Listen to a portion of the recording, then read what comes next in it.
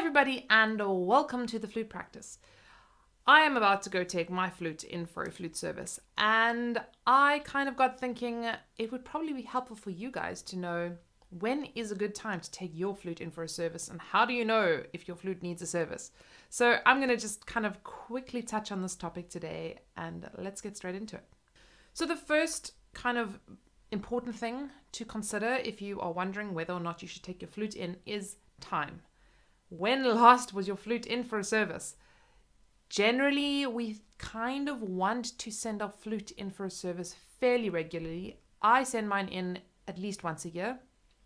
I play on it a lot though, and I use it a lot, so I know it's like a good car. It's wear and tear, and it needs to be serviced, every year or so. If you don't play that much, you might get away with a bit of a longer, maybe every 2 years. But that being said, when you're leaving your flute just like lying around, I do find it's also creating wear and tear on the instrument. So especially if you haven't been playing your flute for a really long time, like maybe you haven't played for months or even years, and you're coming back and you unpack your old flute and you want to start playing, my recommendation is before you do that, go take it in for a service, get it checked out. It's like keeping a car in the garage and, letting it sit there for a long time. There is still going to be little things that just go wrong just because it's sitting around doing nothing. So go get it cleaned out, go get it checked out. Trust me, when you're getting back into playing, it's going to make your life a whole bunch easier.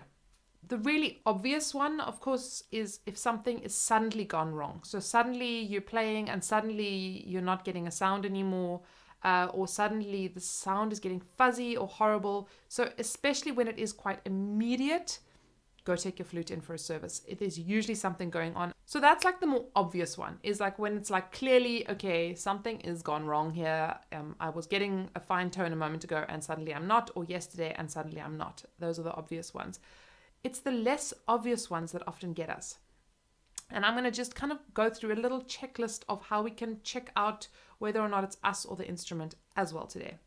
The first thing that's always a classic check is your head joint. So your head joint cork specifically, I did a whole video on this. I'm just going to link you guys to that one rather.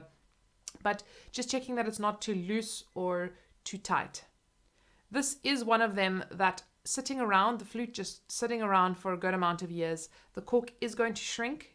It loses moisture, it dries out, it's going to shrink, and you will probably have to replace that cork. It's not a train smash and it's super affordable. So rather just go get it done before you dive into your flute playing and think that you're the horrible one. The other important thing, I think you could just see it right there, is to check the joints. Mine, and this is the reason mine's going in today, this head joint is way too loose. I mean, I can literally, if I held the flute by its head, it would literally fall out. And that is not good. It should really be a little bit trickier to kind of get that head joint off.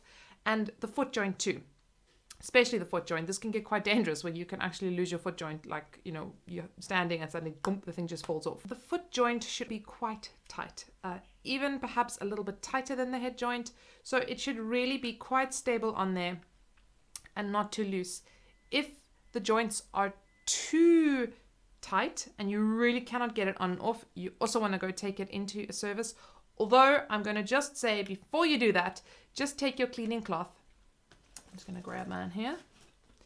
Just take your cleaning cloth and rather just wipe down those joints on the outside and the inside first and see if it goes on better. It might just be a little bit of dirt, in which case you don't need to take it for a service for that. One of the great ways that I like to just check the flute is to take a chromatic scale or just a normal scale. If you haven't got the chromatic scale down yet, don't worry, we'll just do a normal scale, going down and very, very gently pressing down all the keys. So you really want to make sure you're pressing down very gently and even quite slowly, just feeling if there are any of the keys where you lose the sound. That's a big like red flag warning signal, like, there's something going wrong there.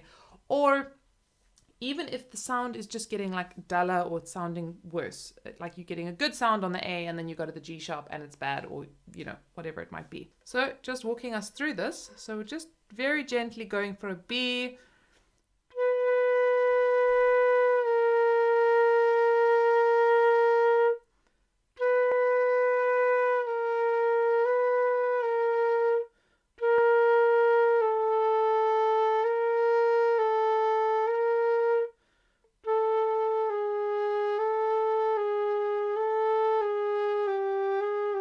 and so on and so forth.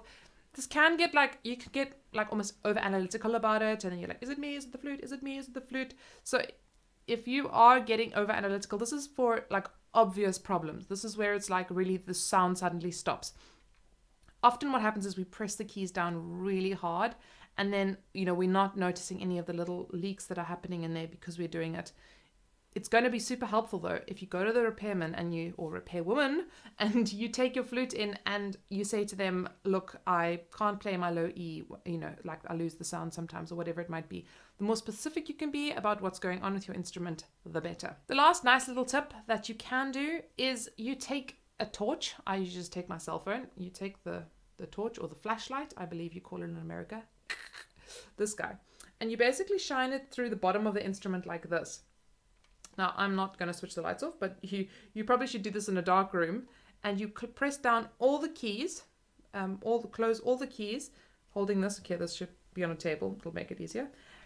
And you can then see if the light is shining through, like obviously shining through some of those pads more than they are. Like you can see the evenness of those pads, basically. Once again, if you like a layman, you don't really know much about much. This is like going to show you the obvious problems, but like don't take this as like WebMD kind of like self-diagnosis. Like, I now know what's wrong with my flute.